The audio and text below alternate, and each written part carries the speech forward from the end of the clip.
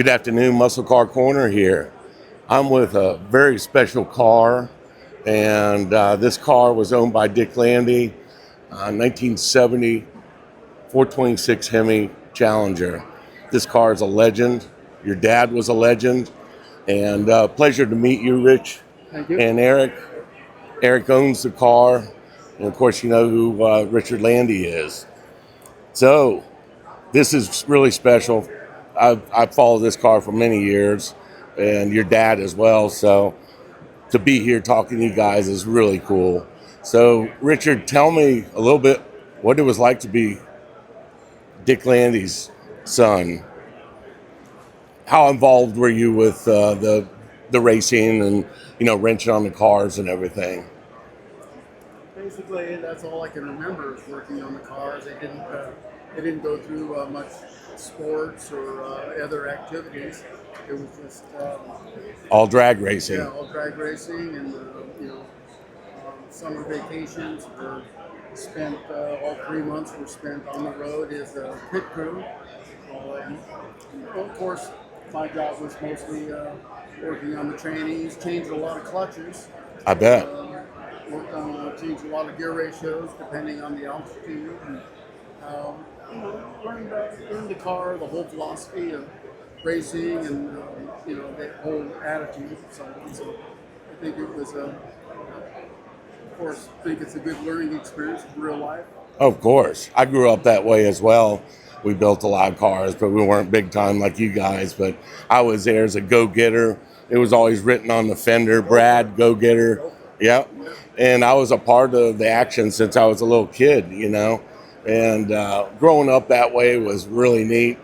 Looking back at it now, kids don't get involved with things too much except for computers and cell phones. And the world has changed since the 70s when we used to have 3 television channels, and I was the remote back in the day. Hey, change that channel. So anyway, I started out going to Gator National in 72. We would camp and stay there for 4 days, and did that every year up until 2002. So I love drag racing, and to see this car here is really neat. So let's talk about the car. This car, it is the real deal car. It was the winner of which races in 70? Summer Nationals. Summer Nationals. That was a big one for him. Big deal for you guys. Did he ever win Indy? I don't think so. No? Just a question I thought of. So, let's talk about the car. You mentioned some acid dip and some other highlights of what he did to make these cars win. Right. Yeah, it's an acid dip body that they started with to build the car. And they had another, like a parts car that they call a donor car used for parts for the acid dip body. Gotcha. And basically, it was kind of a hand-built car at the time with modified wheel wells, and modified firewall, and fiberglass front end, fiberglass fenders, wood, deck lid, and everything had to be massaged or done with your hands to make it the way it really needed to be raced, to be right.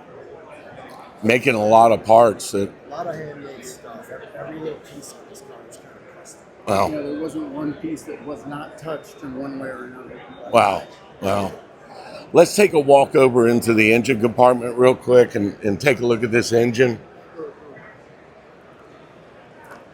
And tell me, this engine, did your dad build these engines per se?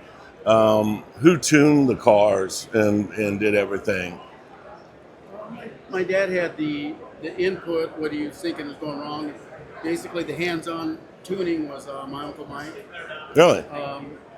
He understood the mechanics of it all, and so on and so forth. My dad understood the racing, how to apply the problem, how to apply the engine, what we changed in the engine, was it reacting correct, and so on. Michael didn't drive the car, but he did the wrenching. Gotcha. And I know your dad had a lot of tricks up his sleeve, or your uncle rather. What did they do back then to make these cars win?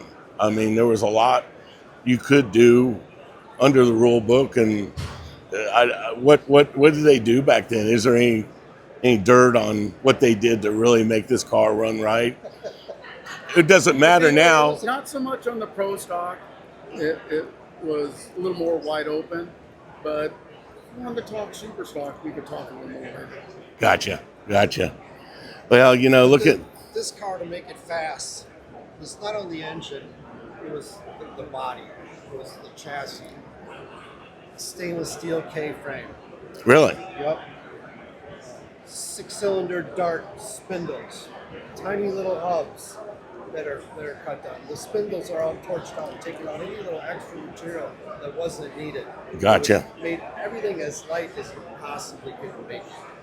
How'd they stop these cars with drum 6-cylinder brakes on them? This car had Hurst Earhart brakes. Oh, It had okay. disc brakes in the front and disc brakes in the rear. Oh, it did. With six-cylinder tie rods and Oh, six-cylinder spindles. spindles and whatnot. Gotcha. But brake-wise, it was... Control arms. Did they change those They out? were acid dip, like regular E-body control. Gotcha. Just lightened. Yep. I was looking at. If you take this piece of tin here, it's aluminum. It was cut out to get rid of a piece of steel that was this big. So you're splitting hairs trying to get as much weight off it as possible. That's crazy. I can see the welds on it. Right. On the back side of the shock tower, you can't see it, but normally the flange of the shock tower would come all the way out here. Well, it's cut off just enough to put the rivets in to attach it. Wow. And here you can look, the inside of the shock tower towards the upper control arm is cut out just to get rid of the weight. And The steel portion of the cowl has been removed, and that's a piece of aluminum that's put in there to get rid of the weight. now that could add up to about probably 6 to 8 pounds, I would say. You think? Potentially. Yeah. Maybe. Yep. And how much faster could you go with an extra 10, 20 pounds off of a car? Yeah, Was 10 it? or 20 pounds would make a difference. Yeah. Another thing about the body on this car is inside it, like if you had the headliner out and you had the door panels off, the interior structure of this unibody is gone. There's nothing. Really? He described a process they used to take a torch where they cut out every little piece of extra material. So like the door hinge bulkheads in there, it's empty. Yeah. The door hinges are bolted to tin, the outside tin. So basically, all you see on the outside is all there is. There's no other structure inside that. It's empty. It's cut. But it still has full interior, seats, carpet, headliner. But underneath there, there's nothing. Well, let's go to talk about my Jeff Stunkard, my buddy. He was talking about after the cars were acid dipped, it really weakened them, and they did not last long, because the metal was fatigued and there was not much there. So those cars were eventually going to turn into, they're just going to crumble almost, This car was raced hard for basically 2 years. So it started out life as a 70, was updated to a 71, and then in the winter, spring of 71, Dick started to build a new car. Really? This thing was probably already used up then. 2 years. Yeah. The car's It was gone. probably used up. It was outdated a little bit, so they had to build a new car to update it, have a better quality roll cage, more substantial, and new other tricks that I'm sure they figured out they wanted to put into a new car in 1971. So this thing was already kind of like on the back burner. So today, could you run this car down the quarter mile? Is it? You could, but you wouldn't want to. We talked about that earlier. I'd ask you if you'd ever run it. I mean, you could. It would need a cage if you really wanted to do it. Then you probably could. Yeah. What about? But just so for instance, how fragile this car is. When I was doing something with the front end, and I had it up on jack stands last week, and I kind of lowered the jack, and the front end kind of started to sag, and I heard a pop, and the paint cracked right on that A-pillar over there. Oh my gosh! Like that. That's how Wow. fragile it is. Got to watch how you jack it. It will just go like this. Mm. There's not, even with frame ties and stuff, there's just not much. So, when did he sell this car? How did? February of 72. And who? How many hands has it been through since then? The second owner, his name was Dave Gildart, And then after Gildart, there was probably at least 6 or 8 different local bracket racers around Tennessee and Arkansas that raced it. Wow. Wow. And the motor, just talking real briefly about the, what compression ratio was that? Is that 12.5 to 1? 13 to 1. Yep. Gotcha. Yep. And what size cam did they have in these lift on it?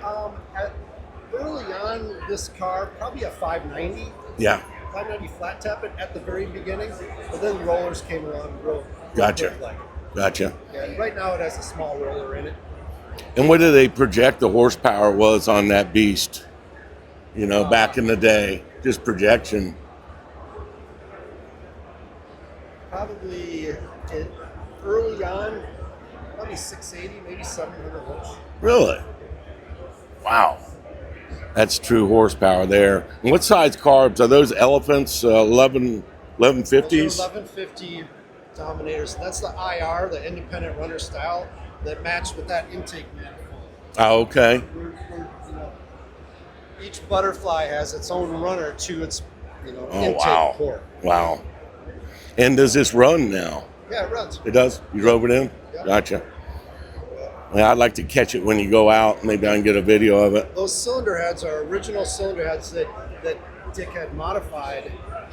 They're not off this car, but they're ones that he had done for the Pro Stock program, where they took a 65 A990 aluminum cylinder head, which is regular stock single plug, and they modified it. They bored a hole, they drilled and tapped it for a plug, and then they put an insert in there for the tube for a second spark plug. Wow. Those are original dual plug can cylinder. Look at that. I tell you what, it's a piece of NHRA history, Mopar history at its finest. You know, you see a Dick Landy car, you know it. It always gets my attention every time I always saw one. It's exciting. It was a cool time period. You know, a brand new class, Pro Stock. Richard, do you smoke cigars? I'm smoking cigars. Well, I probably got enough cigars. I was kicking them around, and they were everywhere. He left them wherever. he never lit them, did he? Not much. Not much? Yeah. You know, that's his signature, and I wanted to ask you about that because that's what a lot of people want to know. He told me that he never lit one, and I said, bullshit. I saw a video at Indy in 1964, the Hemi 64 Dodge, and you lit that thing. He was like, I didn't do that. I go, it's on a video. Yeah, I think he might have lived. Did he drink a cold beer every once in a while? Yeah, he was a Cuddy Star. Cuddy Star. He went right to the good stuff. Yeah, sipping drink. Yeah. Well, guys, you know, I can't tell you how much I appreciate your time and going over this car. It's just, like I said, a piece of history that a lot of people need to know about. And I've got a lot of people on my YouTube channel, so this is going to be a big one for you guys and me. So I'm going my rounds, Butch Leal tomorrow morning. I got Myron with his car. I got this one. I just did Hemi Eddie with the car over there you just put together. So I'm going to try to run these all up the flagpole and see what happens. People love to hear about these nostalgia cars, you know. I spend a lot of time at Garlett's Museum. I'm there once a month. So I'm in Florida, so I go and see him and reminisce all the stuff he's got in there. And just seeing this is like a huge deal for me. So really appreciate it, guys. Thank you so much, and thanks for bringing this car out. Peace out.